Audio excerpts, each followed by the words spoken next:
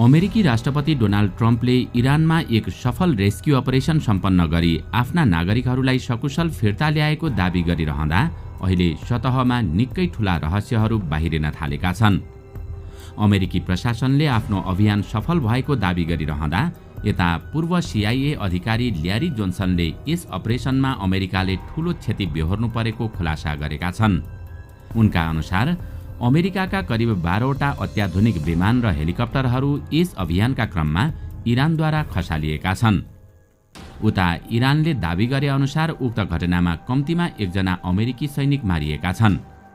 यस घटनामा उद्धार मिसनको लक्ष्य र क्षतिबीच कुनै पनि सन्तुलन मिलेको देखिँदैन। अमेरिकी सैन्य रणनीति अनुसार एउटा व्यक्तिको ज्यान बचाउन जाँदा पुरै पल्टन वा युद्धको मुख्य लक्ष्यलाई खतरामा पार्नु हुँदैन भन्ने कडा नियम छ। यस्तो अवस्थामा कुनै पनि लडाकु विमान खस्दा पाइलटको पहिलो प्राथमिकता सेल्फ सर्भाइभल र शत्रुको नजरबाट बचेर लुक्दै आफ्नो सीमातर्फ लाग्नुपर्ने हुन्छ। तर अब यहाँ गम्भीर प्रश्न उठ्छ, आखिर किन पेन्टागनले एउटा सामान्य पाइलटका लागि 12वटा अत्याधुनिक विमान र आफ्ना सैनिकको ज्यान यसरी दाउमा लगायो त? के यसको पछाडि कुनै अर्को गुप्त योजना लुकेको थियो?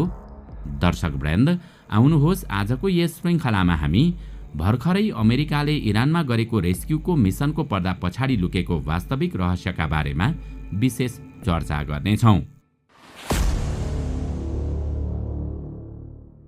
अमेरिकी राष्ट्रपति डोनाल्ड ट्रम्पले इरानमा गरिएको रेस्क्यु अपरेसनलाई एक महान सफलताको रूपमा प्रचार गरिरहँदा युद्ध मैदानको वास्तविक दृश्य भने निकै फरक र भयावह देखिएको छ।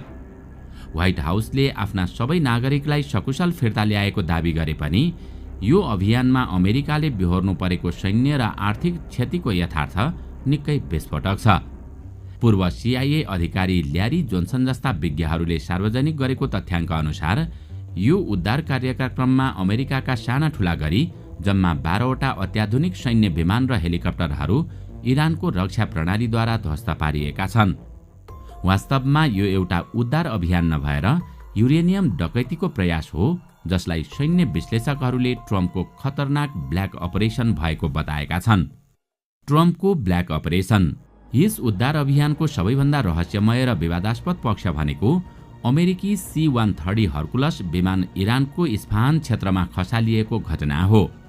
ट्रम्प प्रशासनले उद्धार कार्य सफलताका साथ सम्पन्न भएको दाबी गरिरहँदा यो विशेष विमान उद्धारस्थलभन्दा करिब 400 किलोमिटर टाढा इस्फहान नजिकै ध्वस्त हुनुले सैन्य रणनीतिकार र राजनीतिक विश्लेषकहरूलाई नै चकित बनाएको छ। भौगोलिक